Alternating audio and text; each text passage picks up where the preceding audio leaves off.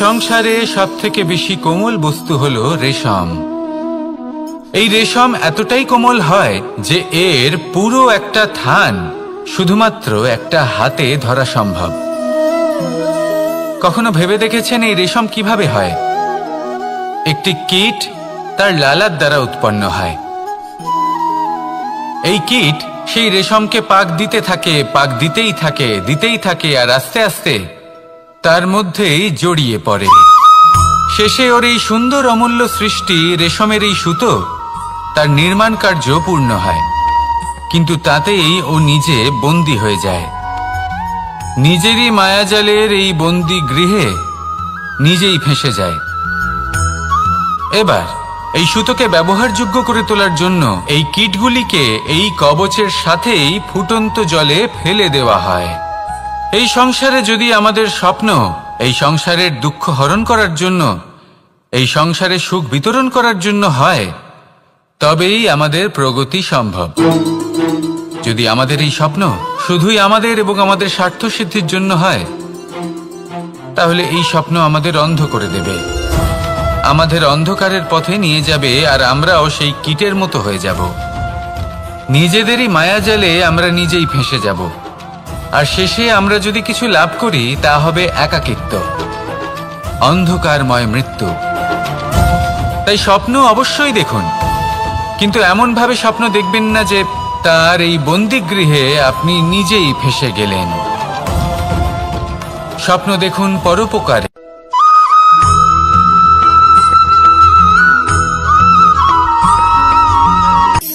শক্তি শক্তি অর্জন করা এতটা কঠিন নয় যতটা শক্তি লাভ করার পরে সেই শক্তি সামলানো কঠিন হয়।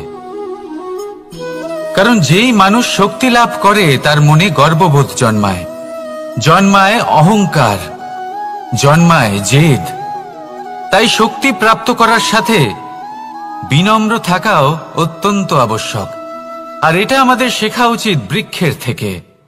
বৃক্ষ যা আমাদের ফল দেয়, বৃক্ষ যা যত ফল দেয় ততটাই ঝুঁকে যায়। আমরা পাথর মারি ওই বৃক্ষের থেকে ফল প্রাপ্ত করার জন্য। সেই পাথরের মার সহ্য করেও বৃক্ষ আমাদের ফল দেয়।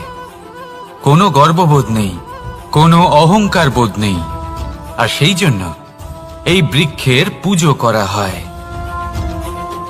এটাই হলো মাহাত্ম্য শক্তির সাথে বিনম্রতার। যদি এই শক্তি সৃজন করে থাকে, সাহায্য করে থাকে, সম্বল হয়ে থাকে, তবেই সেই শক্তি উপযুক্ত। আর নয়তো সেই শক্তি একদিন আপনাকে আসক্ত অবশ্যই করবে। তাহলে শক্তি অবশ্যই অর্জন করুন, কিন্তু তার সাথে সেই শক্তি সামলানোর মতো বিবেকও আপনাকে অবশ্যই জাগ্রত করতে হবে। তাহলে আসুন আমার সাথে ভালোবেসে বলুন রাধা রাধা।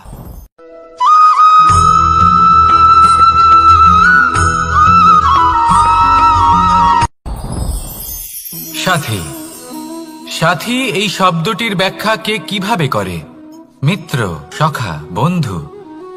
কিন্তু অর্থ একটাই, তিনি যিনি আপনার সঙ্গী হন আর তিনি যার সাথী আপনি হন। এবার সব থেকে বড় প্রশ্ন হলো এটাই যে তিনি কে হতে পারেন যাকে আপনি আপনার সাথী বলে মেনে নিতে পারেন, নিজের সখা, নিজের মিত্র, নিজের বন্ধু মেনে নিতে পারেন। আপনার সাথী হলেন তিনি যিনি দুঃখের সময় আপনার পাশে থাকবেন, আপনার হাত ধরে থাকবেন। আপনার সাথী হলেন তিনি যার হাত আপনি নিজের সুখের দিনে ধরে থাকবেন। সেই সাথীরই হাত ধরুন যিনি দুঃখে সবসময় আপনাকে সাহায্য করার জন্য তৎপর হয়ে থাকেন, আপনার পাশে থাকেন, আর যাকে সুখের দিনে আপনি আপনার সাথে রাখতে পারেন। আর যখন আপনার সাথে আপনার এই সাথী থাকবে তখন আপনি এটা বুঝবেন যে যখন জীবনে দুঃখ আসে তখন এই দুঃখ কমে যায়, সবার মধ্যে ভাগ হয়ে যায়। আর যদি তখন সুখ আসে তাহলে সেটা সবার উপস্থিতিতে আরো বেড়ে যায়। এটাই হলো প্রেম, এটাই হলো ভালোবাসা, এটাই হলো সঙ্গ। যেমন সম্পর্ক আমার আর রাধার মাঝে। তাহলে আসুন আর আমার সাথে ভালোবেসে বলুন রাধা রাধা।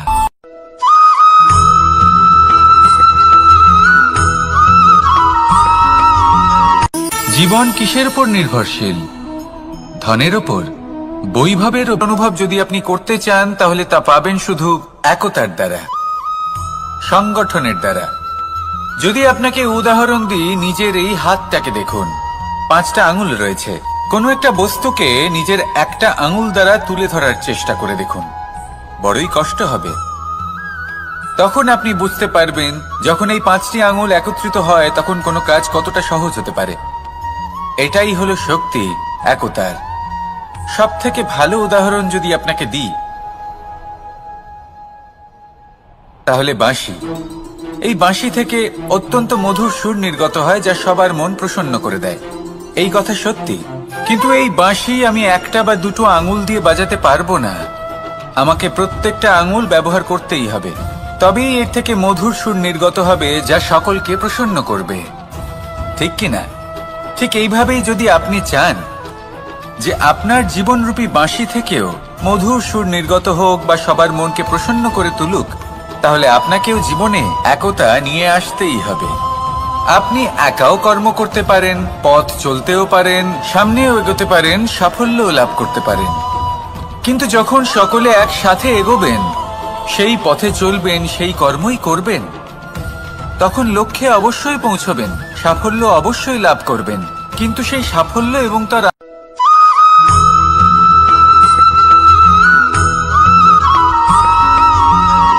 পুরুষার্থ। শাস্ত্রে 4 ধরনের পুরুষার্থের কথা বলা হয়েছে। প্রথম হলো ধর্ম। আপনি কি জানেন এই ধর্ম আসলে কি? আপনার কি মনে হয় ধর্ম আসলে কি? কোনো বিশেষ ঈশ্বরকে মানাই কি ধর্ম বলা হয়? নাকি কোনো বিশেষ রীতি পালন করাই হলো ধর্ম? নাকি কোনো বিশেষ সাহিত্যকে সর্বশ্রেষ্ঠ মনে করাই হলো ধর্ম? না, ধর্ম হলো সেটা যাকে ধারণ করা যেতে পারে। আর ধারণ শুধু সেটাই করা যায় যা পবিত্র। পবিত্র শুধু তাকেই বলা হয় যা নিঃস্বার্থ, যার মধ্যে শাসন করার কোনো ইচ্ছে নেই, যা সরলভাবেই প্রবাহমান, জল এবং বায়ুর মতো। যখন কোনো ব্যক্তি ধর্মকে ধারণ করেন এবং সেই ধর্ম সেই ব্যক্তিকে রক্ষা করে, তখন তাকে ধর্ম বলা হয়। ধর্ম যা রক্ষা করে অহংকার থেকে, খারাপ চিন্তার হাত থেকে। সেই জন্য পুরুষার্থ গড়ে তোলার আগে, ধর্ম পালন করার আগে ধর্মের প্রকৃত অর্থ কি সেটা বুঝে নিন। এটা জেনে রাখুন যে সমস্ত ধর্মের আধার, সমস্ত ধর্মের ভিত শুধুমাত্র ভালোবাসা। আসুন আর এই ভালোবাসার সাথেই বলুন রাধা রাধা।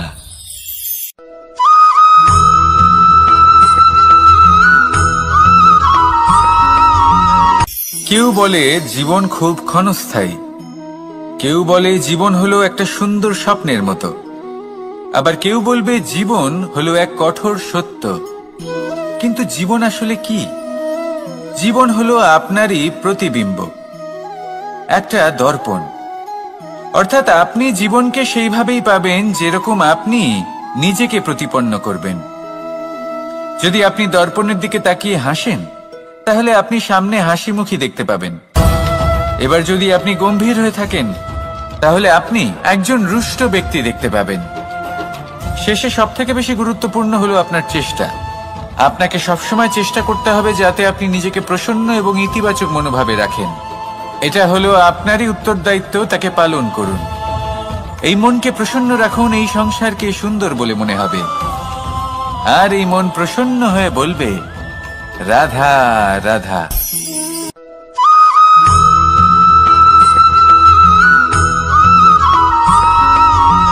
এই সংসারে প্রত্যেক মানুষ এটাই চান যে তিনি যেন ধনবান হন, আর্থিক অবস্থা তার ভালো থাকে, ওনার বাড়িতে লক্ষ্মীর আগমন হয়। কিন্তু সেটা হবে কি করে, সেটাই হলো প্রশ্ন। কেউ বলেন যে যদি পরিশ্রম করো তাহলে ধন অর্জন সম্ভব, কেউ বলেন যে যদি বিদ্যা লাভ হয় তবেই ধন অর্জন সম্ভব, কেউ বলেন যে যদি বলশালী হও তবেই সম্পন্ন থাকবে। ভালো কথা, যদি তাই হয়ে থাকে, তবে দিনমজুর সারা দিন পরিশ্রম করেন, তিনি কেন ধনী হন না? অনেকজন বিদ্বান মানুষ আছেন এই সংসারে, তারা কেন ধনবান হন না? অনেক সংখ্যক বলশালী ব্যক্তি আছেন, তাদের কাছে ধন নেই কেন? তাদের কেন ধনের অভাব হয়? আবার এমনও কিছু মানুষ আছেন যারা পরিশ্রম করেন, তারা দিনমজুর, কিন্তু তারা ধন অর্জন করতে পারেন। কিছু বিদ্বান ব্যক্তি আছেন যাদের কাছে অধিক মাত্রায় ধন রয়েছে। কয়েকজন বলশালী ব্যক্তি রয়েছেন যাদের কাছে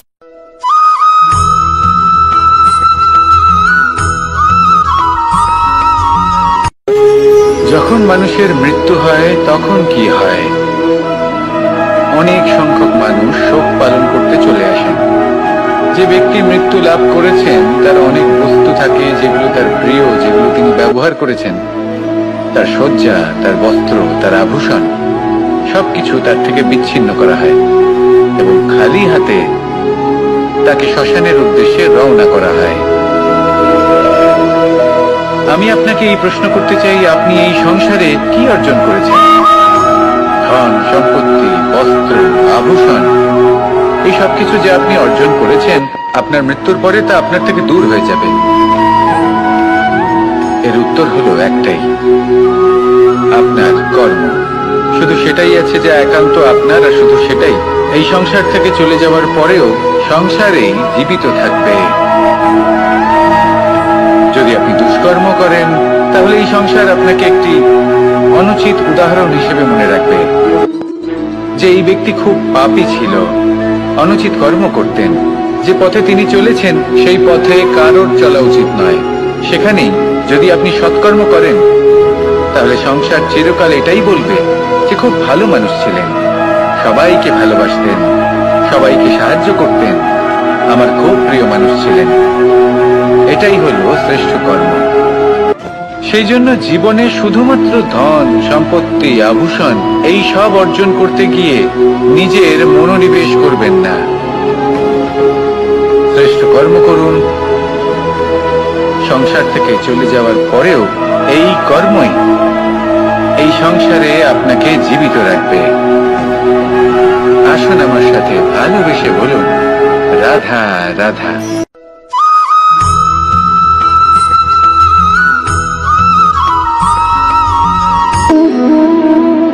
সম্পর্ক হলো আমাদের জীবনের একটি আধার। কিছু সম্পর্ক এমন যা আমরা জন্মসূত্রে লাভ করি, যেমন পরিবার, মা, বাবা। কিছু সম্পর্ক আছে যা আমরা জীবনে অর্জন করে থাকি, তা সে প্রেমের হোক, স্নেহের হোক বা বন্ধুত্বের। এই সকল সম্পর্ক লাভ করার বা গড়ে তোলার 5টি ধাপ রয়েছে। প্রথম ধাপ, কোনো ব্যক্তির সাথে আলাপ হওয়া, তার সাথে কথা বলা বা তাকে দেখা। দ্বিতীয় ধাপ, সে ব্যক্তিকে আমাদের ভালো লাগা। তৃতীয় ধাপ, আমাদের এটা চাইতে শুরু করা যে জীবনে এই ব্যক্তি যেন আমাদের বন্ধু হন, আমাদের জীবনে থাকেন, বা আমাদের কাউকে ভালোবেসে ফেলা। আর এটা আমাদের ভাবা বা চাওয়া যে সেই ব্যক্তি যেন আজীবন আমার সাথে থাকেন, আমার জীবনে আমার সাথী হয়ে। চতুর্থ ধাপ, লাভ করা। এবার এই ধাপটি অনেক মানুষের পক্ষে খুবই সরল হয়, বড়ই সরল ভাবে নিজেদের সঙ্গীকে লাভ করে থাকেন। কিছু মানুষের জন্য এই ধাপ অত্যন্ত কঠিন হয়ে থাকে। অনেক প্রতিকূল পরিস্থিতির উপর জয়লাভ করে তারা সঙ্গীকে লাভ করেন, কিন্তু লাভ অবশ্যই করেন। এরপরে আসে পঞ্চম, অন্তিম এবং সব থেকে গুরুত্বপূর্ণ ধাপ। সেটা হলো সেই সম্পর্ক পালন করা। এটা হলো এমন এক বিষয় যা প্রত্যেক মানুষের শেখা উচিত। যদি ব্যক্তি নিজের জীবনে সম্পর্ক রক্ষা করতে শিখে যান, তবে প্রত্যেক সম্পর্ক তার জীবনকে স্বর্গ করে তুলবে। আসুন আর আমার সাথে ভালোবেসে বলুন, রাধা রাধা।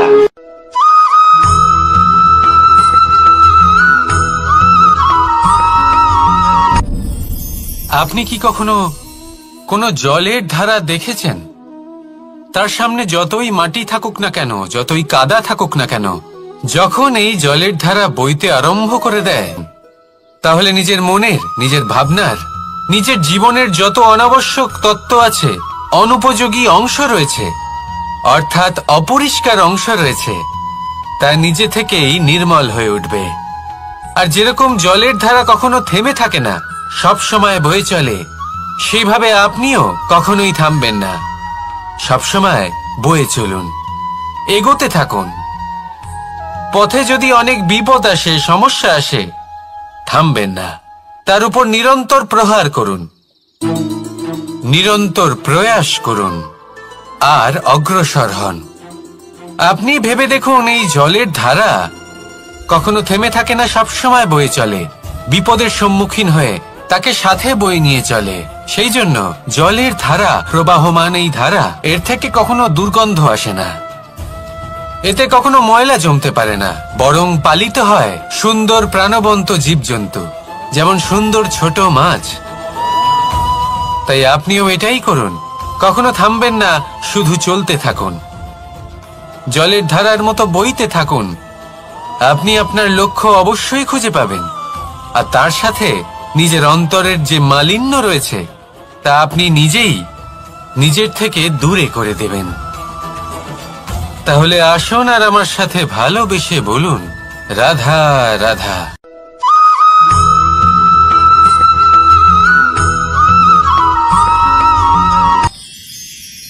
মানুষ তার জীবনে দুই ধরনের পরিস্থিতিকে খুব ভয় পায়।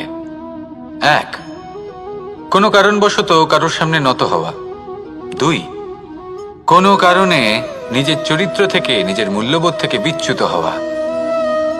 এবার কেন হয় এরকম যে কথায় কথায় কারোর সামনে নত হতে হয়? কেন বারংবার নিজের চরিত্র থেকে চ্যুত হতে হয়? এরকম কেন হয়? এটা তখনই হয় যখন আমাদের শিক্ষা এবং মূল্যবোধের অভাব থাকে।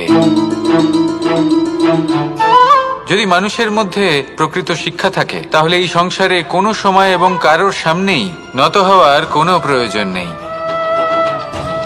যদি মানুষের মধ্যে মূল্যবোধ থাকে, তাহলে তাকে নিজের মূল্যবোধ বা চরিত্র থেকে বিচ্যুত হতে হয় না, তা সে যাই হয়ে যাক না কেন।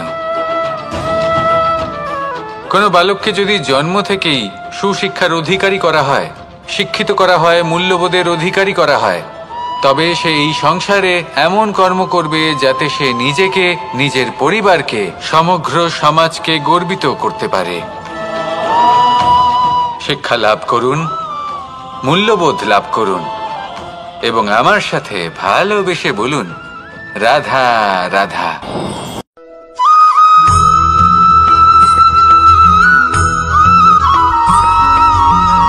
আপনি কখনো কোনো বাজকে নিজের বাসা বানাতে দেখেছেন?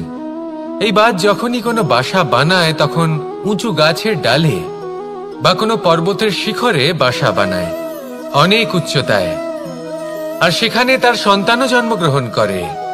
যখন এই সন্তানেরা জন্মায়, তখন এই বাজ খুবই ভালোবেসে এবং খুব সাবধানে এদের পালন পোষণ করে, নিজের ঠোঁট দিয়ে তাদের ঠোঁটে খাবার পরিবেশন করে। কিন্তু যেই সেই সন্তানেরা হৃষ্টপুষ্ট হয়ে যায় এবং সেই কথা বাজ নিজে বুঝতে পেরে যায়, সেই বাজ নিজেই সেই বাসা ছিন্ন ভিন্ন করে দেয়। সেই সন্তান যাদের সবেমাত্র ডানা গজিয়েছে, কিভাবে উড়তে হয় তারা জানে না, সেই সন্তানগুলিকে উচ্চতা থেকে ঠেলে দেয়। সেই সন্তান প্রথমে ভয়ভীত হয়ে যায়, তারা সামনে মৃত্যুকে দেখতে পেয়ে ভয়ের কারণে তাদের ডানা ঝাপটাতে থাকে, আর সেই প্রক্রিয়াতেই সেই সন্তানগুলি উড়তে শুরু করে দেয়। এবার এই ঘটনায় আমরা কি শিক্ষা পেতে পারি? এটাই, যদি আপনি মাতা পিতা হন, তাহলে নিজের সন্তানকে অবশ্যই স্নেহ করুন, কিন্তু তাদেরকে নিজের আঁচলের তলায় বেঁধে রাখবেন না। যদি আপনি চান আপনার সন্তান জীবনে উন্নতি করুক, তাহলে নিজের মুঠো থেকে তাদের স্বতন্ত্র করে দিন, এই সংসারে সংঘর্ষ করতে দিন।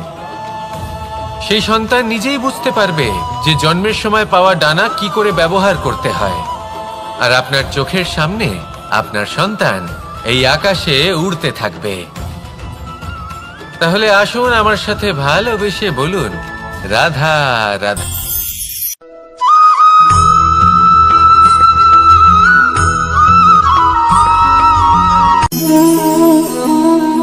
নিয়তি। রাধা আমাকে বলে, কৃষ্ণ, যদি তুমি জানো যে নিয়তিতে কি আছে, তাহলে তাকে বদলে দাও না কেন? মহাদেব আমাকে বলেন যে শ্রীকৃষ্ণ, যদি আপনি এটা জানেন যে সাম্বের নিয়তি এটাই, তাহলে আপনি তাকে বদলানোর চেষ্টা কেন করেন? কেন? কারণ আমি একজন পিতা, আর পিতার কর্তব্য এটাই, তিনি যেন সম্ভাব্য সব চেষ্টা করেন নিজের সন্তানের মঙ্গলের জন্য। নিয়তি আমি জানি, কিন্তু এটাও আমি জানি যে কর্মের থেকে বড় আর কোনো নিয়তি হতে পারে না। অভিজ্ঞতাও রয়েছে যে কর্মের হাতে নিয়তির এই চক্র বদলে যেতে পারে। তাই জীবনে যদি আপনার কখনো এমন মনে হয় যে এটা তো অসম্ভব, তখনও চেষ্টা করা কখনোই ছাড়বেন না। কে বলতে পারে আপনারই কর্মের কোনো এক বীজ হয়তো নিয়তির চাকায় আটকে গেল, আর নিয়তিকে নিজের পথ পাল্টাতে হলো, ঠিক কি না? সেই জন্য নিয়তিকে ভাগ্য মেনে নিয়ে চুপ করে বসে থাকবেন না। নিজের নিয়তি স্বয়ং নিজের কর্মের দ্বারা নির্ধারিত করুন, কারণ আপনার এই কর্মের ওপরেই আপনার অধিকার রয়েছে, আর এই অধিকারকে নিয়তি অনেক সময় সম্মানও করে। তাহলে আসুন আর আমার সাথে ভালোবেসে বলুন, রাধা রাধা।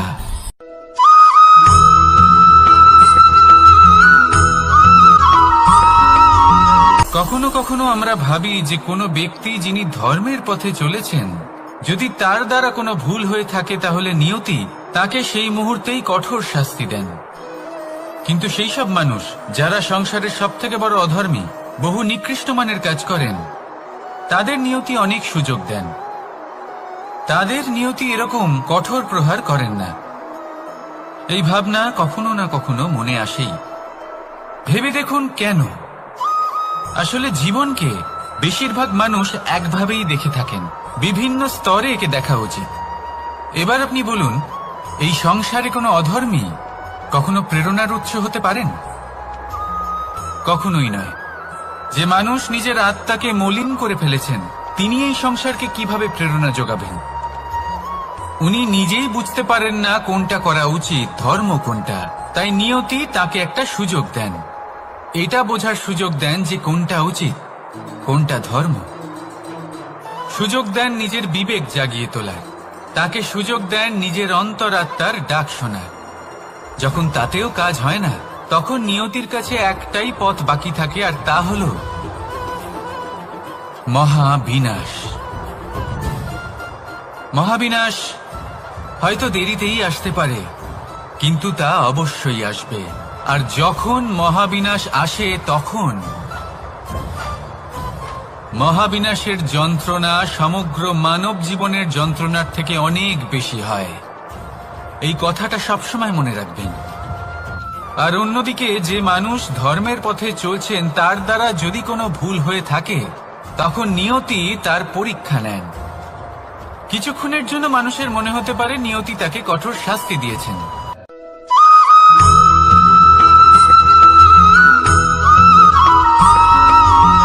এই সংসারে কখনো কোনো ব্যক্তিকে তার বাইরের পোশাক দেখে বিচার করার চেষ্টা করবেন না।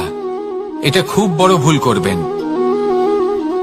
যেমন আমরা জীবনে অনেক সময় এমন করি। ধরুন কোথাও একটা গাছ দেখলাম, খুব বিশাল আকারের একটা গাছ, যেটা মাটির থেকে অনেক উঁচুতে পৌঁছে গেছে, যার বিশাল শাখা আছে। সেগুলো দেখে আমরা ভাবি যে এই গাছে হয়তো কত সুস্বাদু ফল আছে। আমরা সেই গাছের পরিচর্যা করতে থাকি। আবার অন্যদিকে হলো একটি তৃণ, যেটা মাটি থেকে কিছুটা উঁচুতে পৌঁছেছে, কিন্তু সেই তৃণর নিচে, মাটির নিচে অত্যন্ত সুস্বাদু ফল বা সবজি জন্ম নেয়, যা আমাদের স্বাস্থ্যের পক্ষে অত্যন্ত উপকারী। সেই জন্য কখনো আবরণ দেখে কাউকে বিচার করতে চেষ্টা করবেন না। তার বদলে এটা বোঝার চেষ্টা করুন যে আপনার সামনে যে ব্যক্তি আছে বা বস্তু আছে, তার বিশেষত্ব কি। যদি এই বিশেষত্ব বোঝার ক্ষমতা আপনি অর্জন করেন, যদি এই শিল্প আপনি নিজের ভেতরে জাগ্রত করেন, তাহলে এই সংসারে বিশেষত্ব কি সেটা আপনি জানতে পারবেন। আর এই সমস্ত খেলা দৃষ্টি থেকে নয়, দৃষ্টিভঙ্গি থেকে জন্ম নেয়। দৃষ্টিভঙ্গি সবসময় শুভ রাখুন, আর আমার সাথে ভালোবেসে বলুন, রাধা রাধা।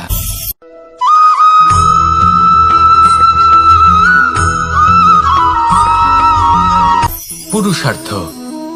শাস্ত্রে 4 ধরনের পুরুষার্থের কথা বলা হয়েছে। প্রথম হলো ধর্ম, আপনি কি জানেন এই ধর্ম আসলে কি?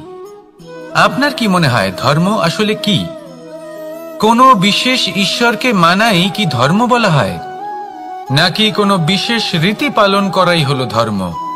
নাকি কোনো বিশেষ সাহিত্যকে সর্বশ্রেষ্ঠ মনে করাই হলো ধর্ম? না, ধর্ম হলো সেটা যাকে ধারণ করা যেতে পারে। আর ধারণ শুধু সেটাই করা যায় যা পবিত্র। পবিত্র শুধু তাকেই বলা হয় যা নিঃস্বার্থ, যার মধ্যে শাসন করার কোনো ইচ্ছে নেই, যা সরলভাবেই প্রবাহমান, জল এবং বায়ুর মতো। যখন কোনো ব্যক্তি ধর্মকে ধারণ করেন এবং সেই ধর্ম সেই ব্যক্তিকে রক্ষা করে, তখন তাকে ধর্ম বলা হয়। ধর্ম যা রক্ষা করে অহংকার থেকে, খারাপ চিন্তার হাত থেকে। সেই জন্য পুরুষার্থ গড়ে তোলার আগে, ধর্ম পালন করার আগে ধর্মের প্রকৃত অর্থ কি সেটা বুঝে নিন। এটা জেনে রাখুন যে সমস্ত ধর্মের আধার, সমস্ত ধর্মের ভিত শুধুমাত্র ভালোবাসা। আসুন আর এই ভালোবাসার সাথেই বলুন রাধা রাধা।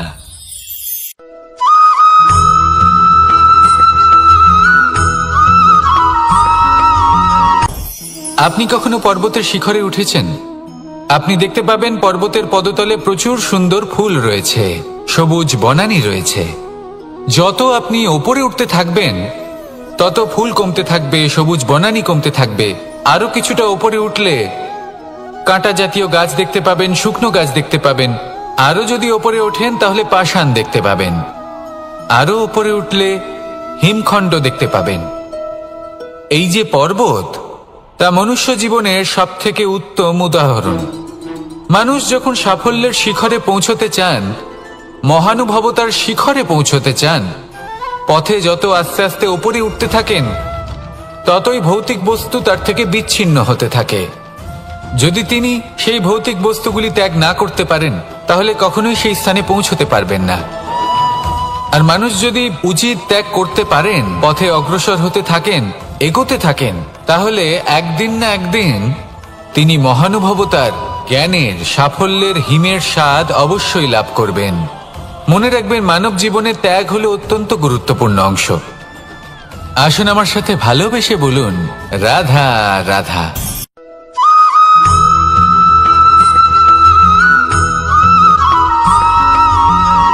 কেউ বলে জীবন খুব ক্ষণস্থায়ী, কেউ বলে জীবন হলো একটা সুন্দর স্বপ্নের মতো, আবার কেউ বলবে জীবন হলো এক কঠোর সত্য। কিন্তু জীবন আসলে কি? জীবন হলো আপনারই প্রতিবিম্ব, একটা দর্পণ। অর্থাৎ আপনি জীবনকে সেইভাবেই পাবেন যেরকম আপনি নিজেকে প্রতিপন্ন করবেন। যদি আপনি দর্পণের দিকে তাকিয়ে হাসেন, তাহলে আপনি সামনে হাসি মুখী দেখতে পাবেন। এবার যদি আপনি গম্ভীর হয়ে থাকেন, তাহলে আপনি একজন রুষ্ট ব্যক্তি দেখতে পাবেন। শেষে সবথেকে বেশি গুরুত্বপূর্ণ হলো আপনার চেষ্টা। আপনাকে সবসময় চেষ্টা করতে হবে যাতে আপনি নিজেকে প্রসন্ন এবং ইতিবাচক মনোভাবে রাখেন।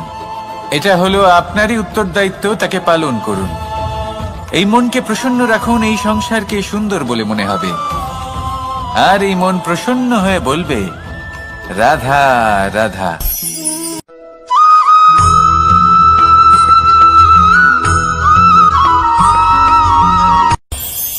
এই সংসারে আমরা প্রকাশ কোথা থেকে পাই? এর উত্তর বড়ই সরল। ভোরে যখন সূর্যোদয় হয়, তখন প্রকাশের কিরণ আমাদের ঘরে এসে পৌঁছয়। এইভাবেই আমরা প্রকাশ লাভ করি। এবার এই প্রকাশের আলোতেই আমরা সারাদিনের কাজ সম্পন্ন করি। সন্ধে হয়ে যায়, সূর্যাস্ত হয়ে যায়। আর আমাদের ঘর যাতে অন্ধকার না হয়, তার জন্য আমরা একটা প্রদীপ প্রজ্বলিত করি। এটাই ঘটে আমাদের জীবনেও। এবার প্রবাহমান আয়ুর সাথে আমরা আমাদের অন্তরে যদি একটা প্রদীপ প্রজ্বলিত করে নিই, তাহলে বিষয়টাই অন্যরকম হবে। এবার আপনি বলবেন, কোন প্রকাশের কথা বলছি যে আমাদের অন্তরে জাগ্রত করা সম্ভব? আমাদের আত্মার মাঝে প্রেমের প্রকাশ জাগ্রত করার কথা বলছি। কারণ আমাদের এই জীবন, এও হলো দিনের আলোর মতো। আজ প্রকাশ আছে, কিন্তু কোনোদিন অবশ্যই অস্ত হবে। কিন্তু অস্ত হবার আগে যদি আমরা আমাদের আত্মার মাঝে প্রেমের এই প্রকাশ উজ্জ্বলিত করে নিই, তাহলে আমাদের সন্ধ্যাকালও আমরা আনন্দে এবং প্রেমে যাপন করব। তাহলে আসুন আর আমার সাথে ভালোবেসে বলুন, রাধা রাধা।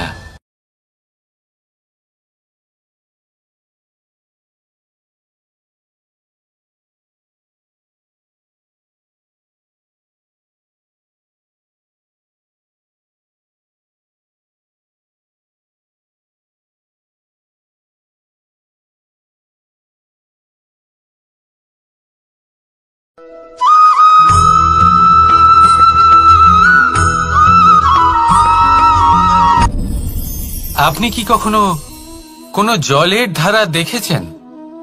তার সামনে যতই মাটি থাকুক না কেন, যতই কাদা থাকুক না কেন, যখন এই জলের ধারা বইতে আরম্ভ করে দেয়, তাহলে নিজের মনের, নিজের ভাবনার, নিজের জীবনের যত অনাবশ্যক তত্ত্ব আছে, অনুপযোগী অংশ রয়েছে, অর্থাৎ অপরিষ্কার অংশ রয়েছে, তা নিজে থেকেই নির্মল হয়ে উঠবে। আর যেরকম জলের ধারা কখনো থেমে থাকে না, সব সময় বয়ে চলে, সেইভাবে আপনিও কখনোই থামবেন না। সবসময় বয়ে চলুন, এগোতে থাকুন। পথে যদি অনেক বিপদ আসে, সমস্যা আসে, থামবেন না, তার উপর নিরন্তর প্রহার করুন, নিরন্তর প্রয়াস করুন আর অগ্রসর হন। আপনি ভেবে দেখুন, এই জলের ধারা কখনো থেমে থাকে না, সবসময় বয়ে চলে, বিপদের সম্মুখীন হয়ে তাকে সাথে বয়ে নিয়ে চলে। সেই জন্য জলের ধারা, প্রবাহমান এই ধারা, এর থেকে কখনো দুর্গন্ধ আসে না, এতে কখনো ময়লা জমতে পারে না, বরং পালিত হয় সুন্দর প্রাণবন্ত জীবজন্তু, যেমন সুন্দর ছোট মাছ। তাই আপনিও এটাই করুন, কখনো থামবেন না, শুধু চলতে থাকুন, জলের ধারার মতো বইতে থাকুন।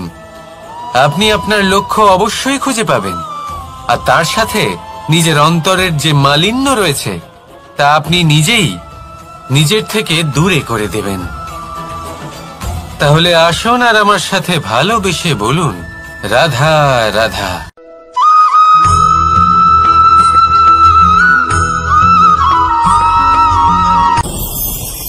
ভয়ের সাথে আমরা সবাই পরিচিত, কষ্টও আমরা সবাই পেয়েছি।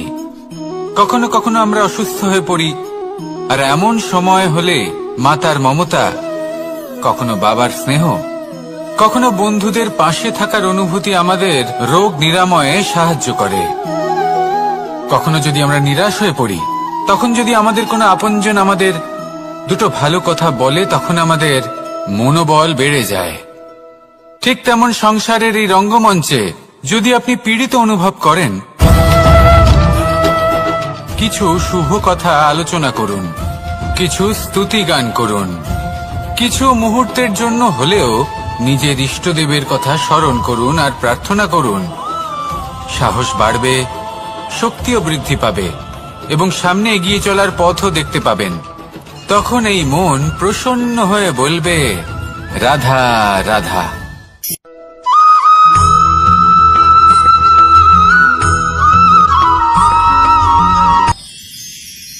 মানুষ তার জীবনে দুই ধরনের পরিস্থিতিকে খুব ভয় পায়। এক, কোনো কারণবশত কারোর সামনে নত হওয়া। দুই, কোনো কারণে নিজের চরিত্র থেকে, নিজের মূল্যবোধ থেকে বিচ্যুত হওয়া। এবার কেন হয় এরকম যে কথায় কথায় কারোর সামনে নত হতে হয়? কেন বারংবার নিজের চরিত্র থেকে চ্যুত হতে হয়? এরকম কেন হয়? এটা তখনই হয় যখন আমাদের শিক্ষা এবং মূল্যবোধের অভাব থাকে। যদি মানুষের মধ্যে প্রকৃত শিক্ষা থাকে, তাহলে এই সংসারে কোনো সময় এবং কারোর সামনেই নত হওয়ার কোনো প্রয়োজন নেই। যদি মানুষের মধ্যে মূল্যবোধ থাকে, তাহলে তাকে নিজের মূল্যবোধ বা চরিত্র থেকে বিচ্যুত হতে হয় না, তা সে যাই হয়ে যাক না কেন। কোনো বালককে যদি জন্ম থেকেই সুশিক্ষার অধিকারী করা হয়, শিক্ষিত করা হয়, মূল্যবোধের অধিকারী করা হয়, তবে সে এই সংসারে এমন কর্ম করবে যাতে সে নিজেকে, নিজের পরিবারকে, সমগ্র সমাজকে গর্বিত করতে পারে। শিক্ষা লাভ করুন, মূল্যবোধ লাভ করুন এবং আমার সাথে ভালোবেসে বলুন, রাধা রাধা।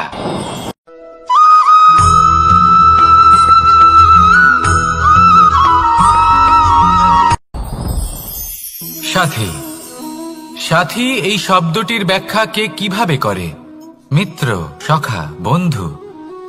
কিন্তু অর্থ একটাই, তিনি যিনি আপনার সঙ্গী হন আর তিনি যার সাথী আপনি হন। এবার সব থেকে বড় প্রশ্ন হলো এটাই যে তিনি কে হতে পারেন যাকে আপনি আপনার সাথী বলে মেনে নিতে পারেন, নিজের সখা, নিজের মিত্র, নিজের বন্ধু মেনে নিতে পারেন। আপনার সাথী হলেন তিনি যিনি দুঃখের সময় আপনার পাশে থাকবেন, আপনার হাত ধরে থাকবেন। আপনার সাথী হলেন তিনি যার হাত আপনি নিজের সুখের দিনে ধরে থাকবেন। সেই সাথীরই হাত ধরুন যিনি দুঃখে সবসময় আপনাকে সাহায্য করার জন্য তৎপর হয়ে থাকেন, আপনার পাশে থাকেন, আর যাকে সুখের দিনে আপনি আপনার সাথে রাখতে পারেন। আর যখন আপনার সাথে আপনার এই সাথী থাকবে তখন আপনি এটা বুঝবেন যে যখন জীবনে দুঃখ আসে তখন এই দুঃখ কমে যায়, সবার মধ্যে ভাগ হয়ে যায়। আর যদি তখন সুখ আসে তাহলে সেটা সবার উপস্থিতিতে আরো বেড়ে যায়। এটাই হলো প্রেম, এটাই হলো ভালোবাসা, এটাই হলো সঙ্গ। যেমন সম্পর্ক আমার আর রাধার মাঝে। তাহলে আসুন আর আমার সাথে ভালোবেসে বলুন, রাধা রাধা।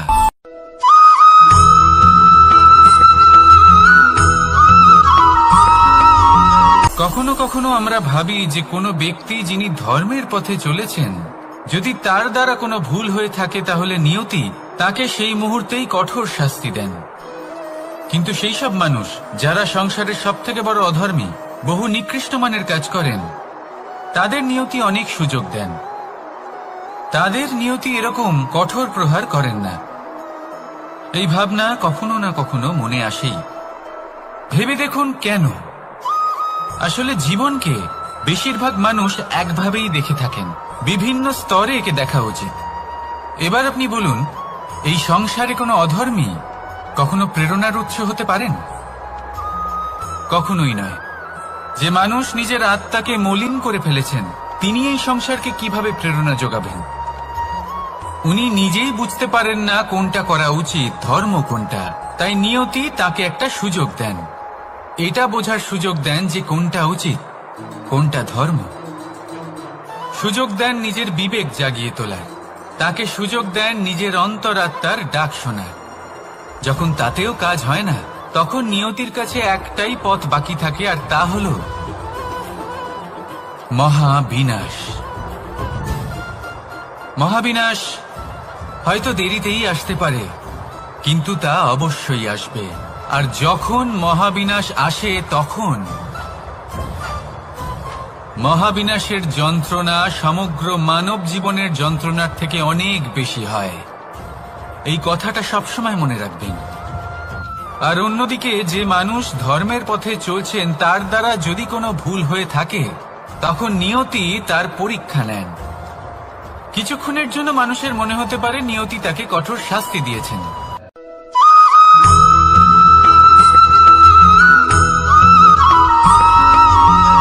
মানুষের মানসিকতা এমন হয় যে সে যতটা করে আশা করে যে তার থেকে অনেক বেশি তার বদলে সে পাবে।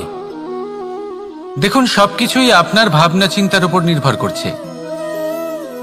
আপনি যদি ফলের বিষয়ে ভেবে কর্ম করতে থাকেন তাহলে সেটা অনুচিত। জীবনের আসল আনন্দ হলো নিজের কর্ম করতে থাকা, ফলের চিন্তা করা উচিত নয়। যদি আপনি এরকম ভাবেন যে আমি এতটা করছি, আমার এতটা পাওয়া উচিত, সেই ভাবনা অনুচিত। যদি আপনি সেবার মানসিকতা নিয়ে কর্ম করতে থাকেন, কর্মচক্রে প্রবাহিত হন, যদি আপনি এমন ভাবনা রাখেন যে আমি এতটা পাচ্ছি তাই এর থেকে অনেক বেশি আমি কর্ম করব, তাহলে নিশ্চিতরূপে আপনি যতটা করছেন তার থেকে অনেক বেশি আপনি পাবেন, আপনার আশার থেকে অনেক বেশি আপনি পাবেন। শুধু জীবনে অনেক বেশি কাজ করতে থাকুন, ফলের চিন্তা করবেন না। আর মনে রাখবেন, এই ভাবনাই সব থেকে বড় বীজ। কর্মের উপর বিশ্বাস রাখুন, জীবনে যা যা আপনি চান সবই সুখময় হবে। আসুন আর আমার সাথে ভালোবেসে বলুন, রাধা রাধা।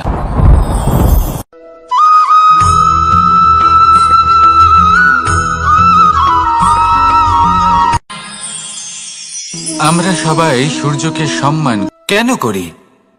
কারণ আমরা জানি যে সন্ধেবেলা যখন সূর্যাস্ত হবে তখন শুধুমাত্র অন্ধকার বাকি থাকবে। ঠিক কিছুটা এরকমই হয় আমাদের মাতা পিতাও, যিনি আমাদের জন্ম দেন, আমাদের ভরণ পোষণ করেন, আমাদের বড় করেন, আমাদের প্রেম প্রদান করেন। কখনো কখনো তাদের মুখ থেকে কটু কথা নিঃসৃত হয়, আমাদের দুঃখ হয়, কিন্তু তখন আমাদের এটা বোঝা উচিত এগুলি নিঃসৃত হচ্ছে আমাদেরই মঙ্গলের জন্য। যেমন সূর্যদেব, উনিও উত্তাপ দিয়ে থাকেন আমাদেরই মঙ্গলের জন্য, যাতে ফসল পাকতে পারে, যাতে জল বাষ্প হয়ে মেঘ হতে পারে, বৃষ্টি হতে পারে, আর এই সংসারে নিরন্তর জলের প্রবাহ থাকে। আমাদের মাতা পিতা, তাদের কঠোর আচরণ, তাদের কঠোর অনুশাসনের পেছনে লুকিয়ে থাকে ওনাদের ভালোবাসা। আমাদের তা বুঝতে হবে, সসম্মানে ওনাদের গ্রহণ করতে হবে। কারণ ঠিক সূর্যাস্তের পরে যেমন চতুর্দিক অন্ধকারচ্ছন্ন হয়ে যায়, তেমনি আমাদের জীবন থেকে যখন আমাদের মাতা পিতা চলে যায় তখন আমাদের জীবনেও শুধু এবং শুধুমাত্র অন্ধকারই ছেয়ে থাকে। সেই জন্য নিজের মাতা পিতাকে সম্মান করুন, ওনাদের ভালোবাসা প্রদান করুন। এই মন আর এই জীবন প্রসন্ন হয়ে বলবে, রাধা রাধা।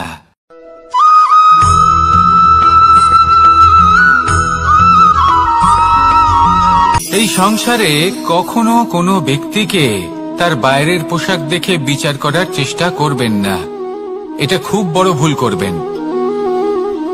যেমন আমরা জীবনে অনেক সময় এমন করি, ধরুন কোথাও একটা গাছ দেখলাম, খুব বিশাল আকারের একটা গাছ, যেটা মাটির থেকে অনেক উঁচুতে পৌঁছে গেছে, যার বিশাল শাখা আছে। সেগুলো দেখে আমরা ভাবি যে এই গাছে হয়তো কত সুস্বাদু ফল আছে, আমরা সেই গাছের পরিচর্যা করতে থাকি।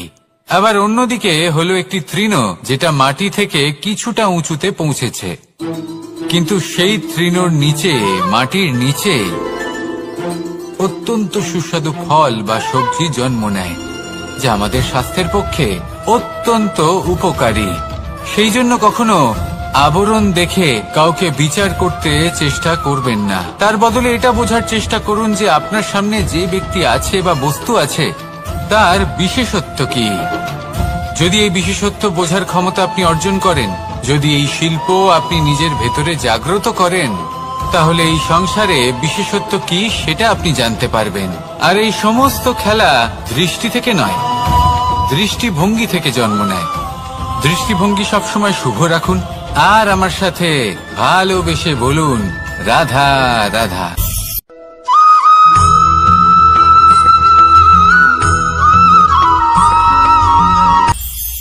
এটা হলো ধান গাছ, এর থেকে যে চাল উৎপন্ন হয় তা মানুষ গ্রহণ করেন।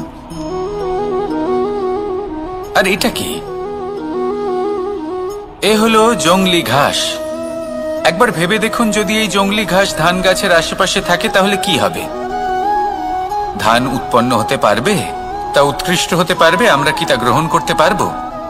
কখনোই নয়।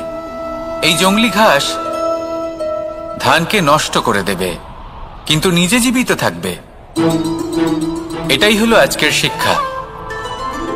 এই সংসারে যদি আপনি নীতির পথে চলতে চান, উচিত কর্ম করতে চান, সংসারকে সেবা করতে চান, তাহলে জংলি ঘাসের মতো ব্যক্তিদের থেকে সবসময় দূরে থাকতে হবে। সেই ব্যক্তি যারা দুর্নীতি এবং মিথ্যা দ্বারা পরিপূর্ণ, যাদের ব্যবহার অশুভ, যাদের অনেক অশুভ গুণ রয়েছে, তারা সঠিক নয়। সেই সকল ব্যক্তি যাদের চরিত্র অত্যন্ত দুষ্ট হয়, তারা হয় শুভ চরিত্রের ব্যক্তিকে একদম নষ্ট করে দেয়, নয় নিজের মতো বানিয়ে তোলে। তাই যদি আপনি নীতির পথে চলতে চান, এই সংসারের জন্য শুভ কর্ম করতে চান, তাহলে সেই সঙ্গ লাভ করুন যে সঙ্গ জ্ঞানে পরিপূর্ণ, যাদের মধ্যে অনেক গুণ আছে, যাদের থেকে প্রতিদিন কিছু শিখতে পারবেন। এমন ব্যক্তির সাথে জীবন অতিবাহিত করুন, দুরাচারীদের থেকে দূরে থাকুন। তবেই এই মন প্রসন্ন হয়ে বলবে, রাধা রাধা।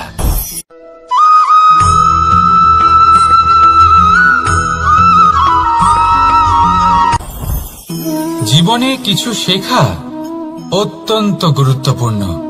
এবার কি কি শিখতে হবে সেই সব শেখানোর জন্য অনেক শিক্ষক রয়েছেন, কিন্তু কি শিখবেন না আর কি করবেন না এটা আমাদের নিজের অভিজ্ঞতা দিয়ে শিখতে হয়।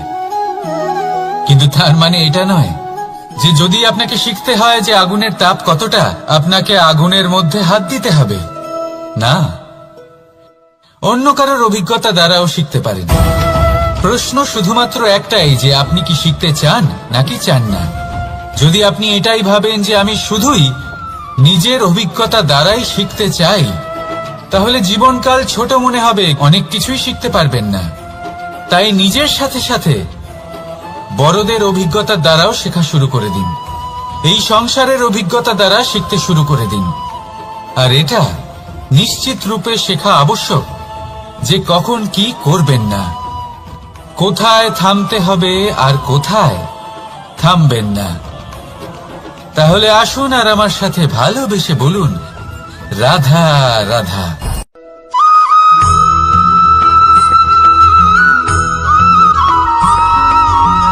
এই সংসারে সবথেকে বেশি কোমল বস্তু হলো রেশম। এই রেশম এতটাই কোমল হয় যে এর পুরো একটা থান শুধুমাত্র একটা হাতে ধরা সম্ভব। কখনো ভেবে দেখেছেন এই রেশম কিভাবে হয়? একটি কীট তার লালার দ্বারা উৎপন্ন হয়। এই কীট সেই রেশমকে পাক দিতে থাকে, পাক দিতেই থাকে আর আস্তে আস্তে তার মধ্যেই জড়িয়ে পড়ে। শেষে ওর এই সুন্দর অমূল্য সৃষ্টি রেশমের এই সুতো তার নির্মাণ কার্য পূর্ণ হয়, কিন্তু তাতেই ও নিজে বন্দী হয়ে যায়। নিজেরই মায়াজালের এই বন্দী গৃহে নিজেই ফেঁসে যায়। এবার এই সুতোকে ব্যবহারযোগ্য করে তোলার জন্য এই কীটগুলিকে এই কবচের সাথেই ফুটন্ত জলে ফেলে দেওয়া হয়। এই সংসারে যদি আমাদের স্বপ্ন এই সংসারের দুঃখ হরণ করার জন্য, এই সংসারে সুখ বিতরণ করার জন্য হয়, তবেই আমাদের প্রগতি সম্ভব। যদি আমাদের এই স্বপ্ন শুধুই আমাদের এবং আমাদের স্বার্থ সিদ্ধির জন্য হয়, তাহলে এই স্বপ্ন আমাদের অন্ধ করে দেবে, আমাদের অন্ধকারের পথে নিয়ে যাবে, আর আমরাও সেই কীটের মতো হয়ে যাব। নিজেদেরই মায়াজালে আমরা নিজেই ফেঁসে যাব, আর শেষে আমরা যদি কিছু লাভ করি তা হবে একাকিত্ব, অন্ধকারময় মৃত্যু। তাই স্বপ্ন অবশ্যই দেখুন, কিন্তু এমন ভাবে স্বপ্ন দেখবেন না যে তার এই বন্দিগৃহে আপনি নিজেই ফেঁসে গেলেন। স্বপ্ন দেখুন পরোপকারে।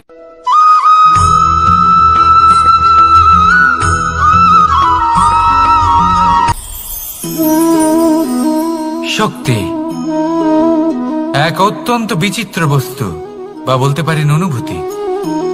পিতা সবসময় চান যেন তিনি তার শক্তি পুত্রকে। আসুন আপনাকে সহজে বোঝাই। যদি আপনি সুপাত্র হন আর আপনাকে শক্তি দেওয়া হয়, তাহলে আপনি সেই শক্তির গুরুত্ব বুঝবেন, কোথায় সেই শক্তি প্রয়োগ করা উচিত সেটা বুঝবেন। আর এটা যেহেতু অর্জন করা শক্তি হবে, সেই শক্তির অপব্যবহার হবে না। কিন্তু যদি এই আপনি কুপাত্র হন আর যদি আপনাকে এই শক্তি দেওয়া হয়, তাহলে কি হবে? দেখতে গেলে এই শক্তি আপনি দান হিসেবে পেয়েছেন, তাই না আপনি এই শক্তির গুরুত্ব বুঝবেন আর না এর প্রয়োগ আপনি জানবেন। তার অপব্যবহার হওয়া সুনিশ্চিত। তাই যদি আপনি কোনো শক্তি অর্জন করতে চান, তাহলে আগে তার যোগ্য হয়ে উঠুন, পুত্র নয় পাত্র হয়ে উঠুন। আর আমার সাথে ভালোবেসে বলুন রাধা রাধা।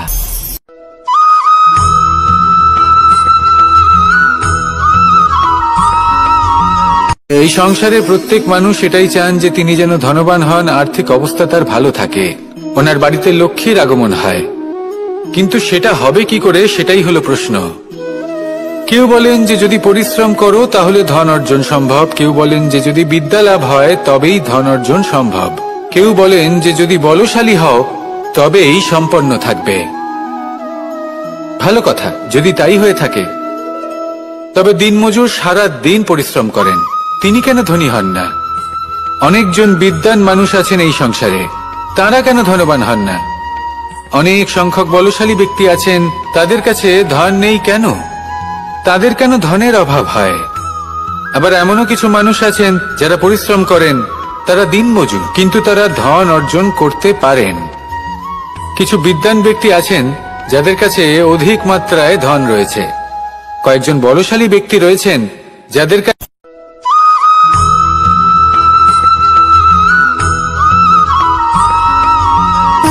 সুখ, দুঃখ এবং শক্তি, এই তিন হলো এই সংসারের ত্রিদেবের মতো।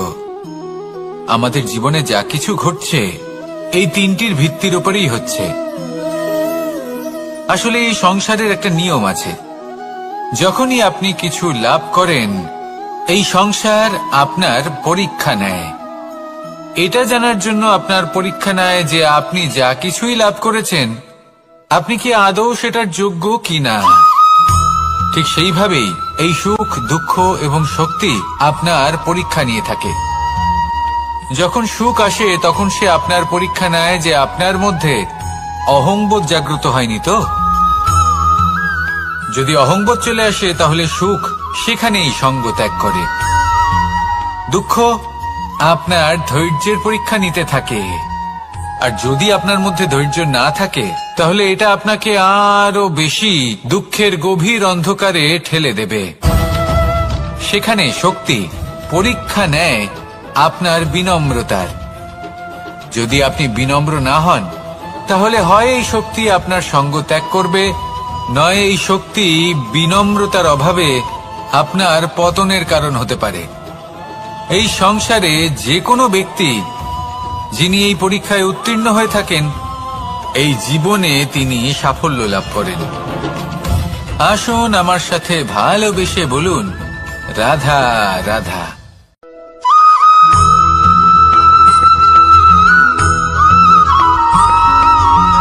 পঞ্চতত্ত্বের মধ্যে দ্বিতীয় তত্ত্ব হল ধরণী, ভূমি, যাকে আমরা ধরণী মাতা বলি।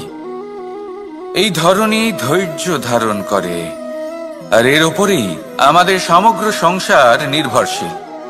কারণ এই ভূমি সহ্য ক্ষমতা রাখে, এর সহ্য ক্ষমতা হল অপরিসীম। সন্তান যতই আঘাত প্রদান করুক না কেন প্রেম পূর্বক সহ্য করে, আর তার বদলে অমূল্য রত্ন প্রদান করে। সন্তান যদি হাল চালায় তাহলে তার বদলে তাকে অন্ন প্রদান করে। এটাই হলো ধরণী।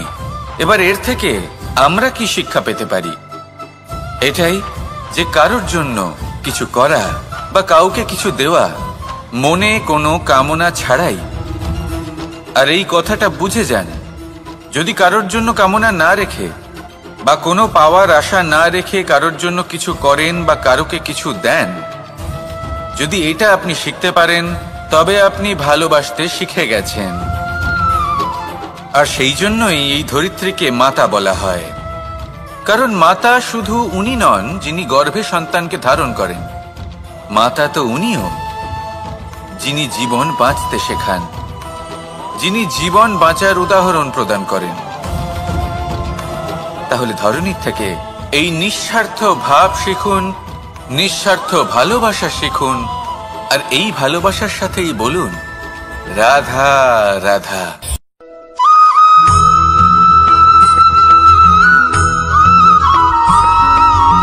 মানুষ জন্মগ্রহণ করে, তার সাথে ভয়েরও জন্ম হয়। ছোটবেলা থেকেই আমাদের মনে কোনো না কোনো প্রকারের ভয় থেকেই যায়। কেউ এই বিষয়ে ভয় পায় যে তার কোনো বস্তু তার থেকে দূরে চলে যাবে, কেউ এই বিষয়ে ভয় পায় যে আমি নিজেকে হারিয়ে ফেলব, কেউ এই ভেবে ভয় পায় যে আমার প্রিয়জনেরা তারা যেন আমার থেকে দূরে না চলে যায়, কেউ এই ভেবে ভয় পায় যে আমরা যেন পথ না হারিয়ে ফেলি, আদি ইত্যাদি। কিন্তু সত্যি কথা বলতে ভেবে দেখুন এই ভয় বাস্তবে কি? শুধুই একটা মনস্থিতি, আর কিছুই নয়। যা কিছু আপনি জীবনে পেয়েছেন তা একদিন আপনাকে হারাতে হবে। এই জীবন হলো আপনারই, কিন্তু তাও একদিন সমাপ্ত হবে। তাই ভয় পেয়ে কি লাভ? এই ভয় শুধু আপনাকে জীবন যাপন করা থেকে বাধা দিচ্ছে, আর কিচ্ছু নয়। পথ হারিয়ে ফেললেই বুঝতে পারবেন যে নতুন পথ কিভাবে বানাতে হয়। কিছু মানুষকে জীবন থেকে হারালে তবেই আপনি বুঝবেন যে আপনার আপনজনকে। এই ভয়ের কারণে ভীত হয়ে থাকবেন না।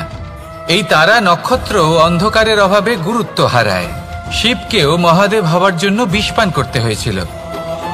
প্রত্যেক পরিস্থিতি, প্রত্যেক সাফল্য আপনার পরীক্ষা নেবে। তাতে উত্তীর্ণ হওয়া হলো আপনার কর্ম। যখনই আপনি ভয় পাবেন বা সংকটের সম্মুখীন হবেন, তখন সাহসের সাথে তার সম্মুখীন হন। মনে রাখবেন, যে সম্মুখীন হতে জানে, সাফল্য তার সাথে সবসময় থাকে। আসুন আর আমার সাথে ভালোবেসে বলুন, রাধা রাধা।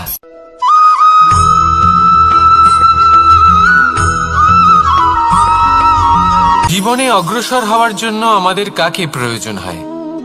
মাতা পিতা, বন্ধু, প্রেম, সাহায্য, অর্থ, পরিশ্রম, আশা।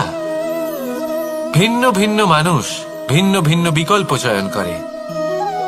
যদি আমি আপনাকে বলি, তাহলে জয় আর পরাজয়ের মন্ত্র দুটো শব্দের উপর নির্ভর করে, মেনে নেওয়া আর দৃঢ় হওয়া। যদি মেনে নেন তাহলে হেরে যাবেন, যদি দৃঢ় হন তাহলে নিশ্চিত রূপে জয়ী হবেন। যদি কখনো আপনি ক্লান্ত হয়ে ওঠেন, আপনি দুঃখী হন, পুরোপুরি ভেঙে পড়েছেন, তখন মেনে নেবেন না যে আপনি ভেঙে পড়েছেন, নয়তো হেরে যাবেন। তখন উল্টে স্থির করবেন যে যাই হয়ে যাক না কেন, আমি জয়ী হবই। আর আপনি দেখবেন যে জয় নিশ্চিত রূপে আপনার কাছেই আসবে। তাহলে এই কথা মনে রাখবেন আর আমার সাথে ভালোবেসে বলবেন, রাধা রাধা।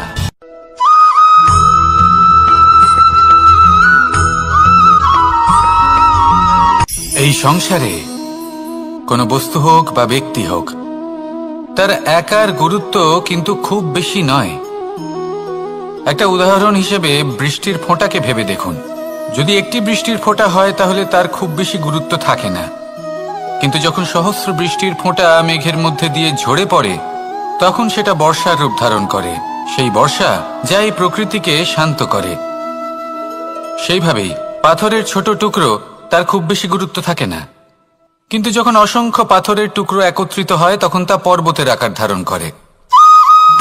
সেইভাবেই কিছু মানুষ যখন একত্রিত হন তখন তৈরি হয় পরিবার, কিছু পরিবার যখন একত্রিত হয় তখন তৈরি হয় সমাজ, যখন অনেক সংখ্যক সমাজ একত্রিত হয় তখন তৈরি হয় রাজ্য। এবার এই রাজ্যের সবথেকে গুরুত্বপূর্ণ ব্যক্তি হতে পারেন রাজা, কিন্তু তাও সেই রাজা একা কিছু করতে পারেন না। যুদ্ধ লড়ার সময় তারও নিজের সৈন্যদলকে প্রয়োজন পড়ে। কিন্তু এই সংসারে এমন একজন ব্যক্তি আছেন যিনি একাই সব কাজ করতে থাকেন, এবং সেই ব্যক্তি হলেন মা।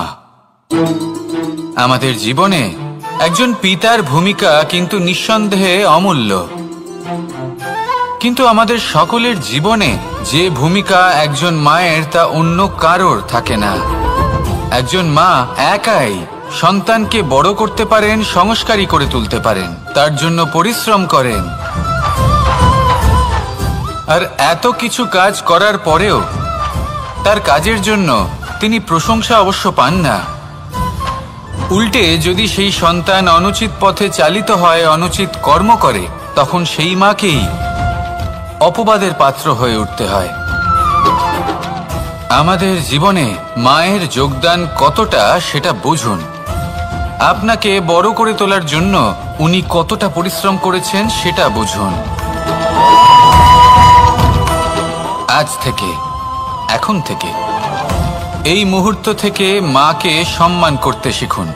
যখন সময় পাবেন, যখন সুযোগ হবে, তখন তার প্রশংসা করুন, ওনারও ভালো লাগবে। আর মায়ের এই মমতার জন্য, তার এই ভূমিকার জন্য আসুন সবাই মিলে আমরা তাকে প্রণাম করি, আর সকলে মিলে ভালোবেসে বলি, রাধা রাধা।